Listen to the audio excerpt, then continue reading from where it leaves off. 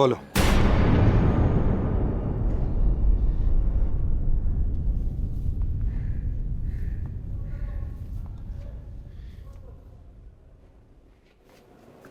তুমি হেল্প না করলে আমি রাজের কোনো খোঁজই পেতাম না। তুমি আমাকে হেল্প করেছিলে বলেই আমি রাজকে খুঁজে পেয়েছি। নইলে সবার কাছে সব দিক থেকে হেরে যেতাম, এমনকি নিজের কাছেও।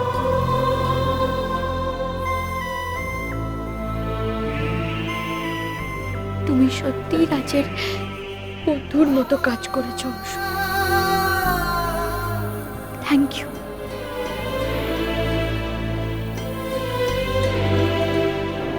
কিন্তু তুমি তো আমাকে অন্য কিছুই ভেবেছিলে। আসলে রাজকে খুঁজে না পাওয়ার জন্য আমার মাথা ঠিক ছিল না। আমি তোমাকে কখন কি বাজে কথা বলছি, আমার আমার সত্যি খুব খারাপ লাগছে অংশু। আমাকে প্লিজ তার জন্য ক্ষমা করে দাও। I am really very sorry.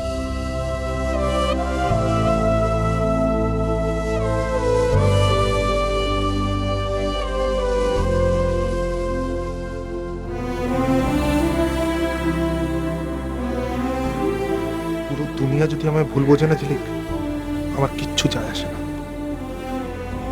সত্যি কষ্ট হয়, খারাপ লাগে যখন তুমি আমায় ভুল বোঝো। হ্যাঁ ঝিলিক,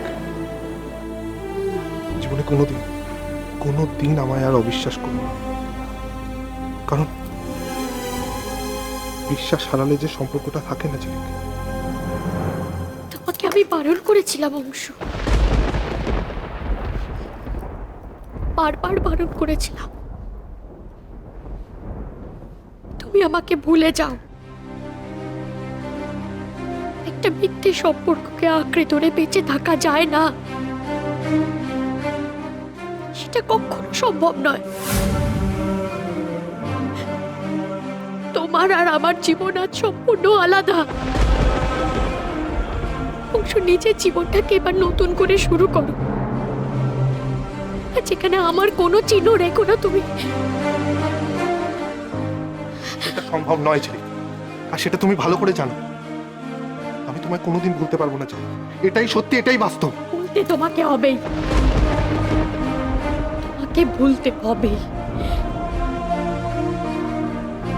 যে স্বপ্নটা ভেঙে চুরমার হয়ে গেছে, সেটাকে আঁকড়ে ধরে বেঁচে থাকা যায় না। এতে ভুলের বোঝা বেড়েই চলে। আমি সব সময় চাই অংশু তুমি ভালো থাকো, সুখে থাকো। প্লিজ প্লিজ আমাদেরকে সুখে থাকতে দাও।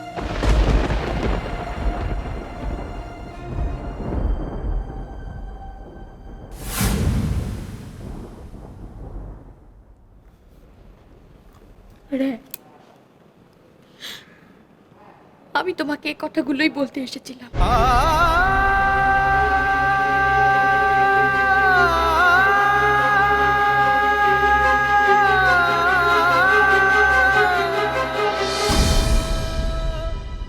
তবু আমি অপেক্ষায় থাকবো ঝিলিক। আমি নিজে দূরে সরলেই কি আমার মনটাকে তোমার থেকে দূরে সরাতে পারবো না। পারবো না ঝিলিক, কখনোই না।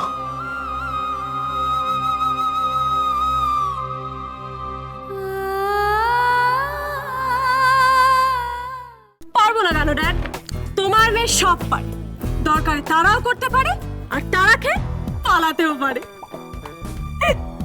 বাহ, হাসছিস? হ্যাঁ, হাসছিস?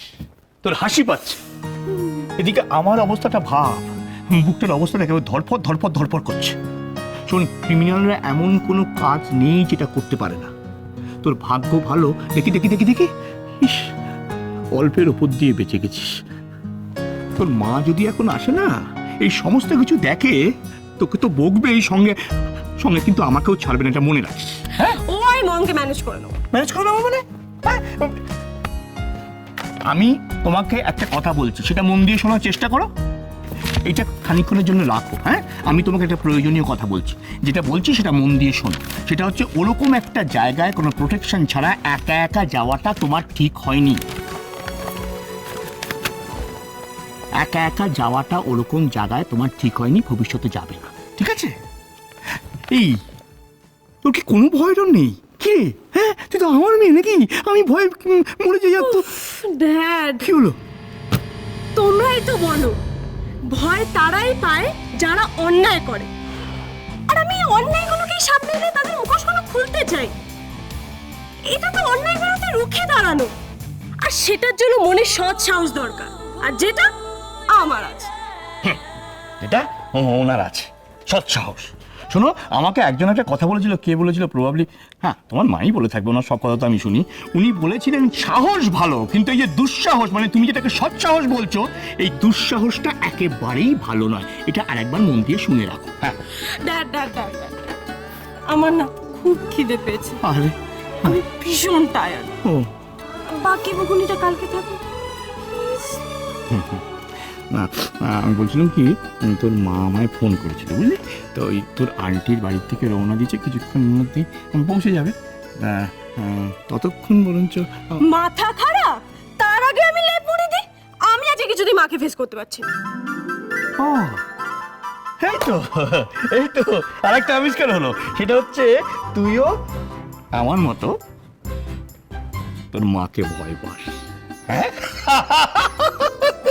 অফ কোর্স পাই, বাট শুধু মাকে।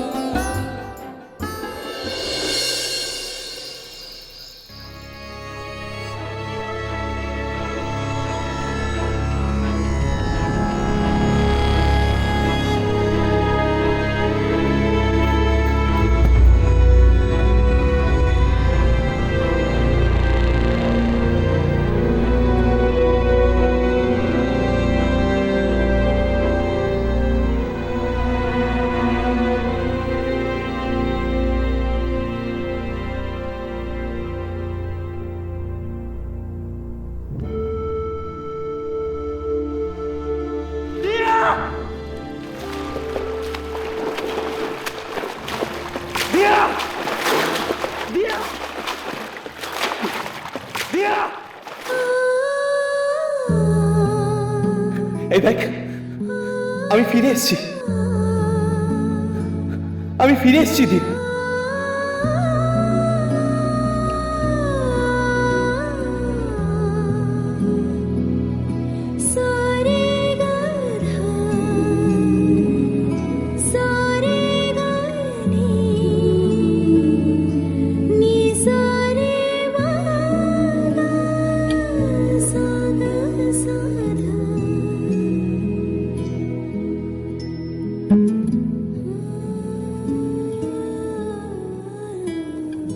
আসলে ঝিলিক বাড়ি ফিরে এসে তো বাবার আর কি দোষ? দিদিভাই বাড়িতে এসে এমন একটা সিন ক্রিয়েট করলো না, যে আমরা কেন, বাড়ির সবাই আমার ওপর যথেষ্ট অসন্তুষ্ট, যথেষ্ট বিরক্ত।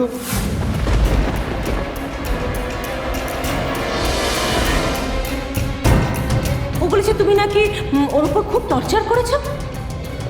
শ্যাম, সত্যি কি তুমি দিদিভাইয়ের উপর টর্চার করেছো?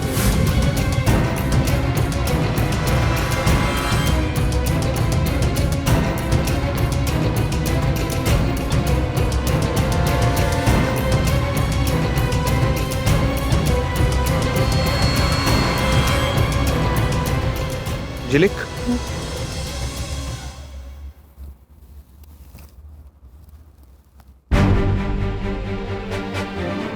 কিছু বলবে?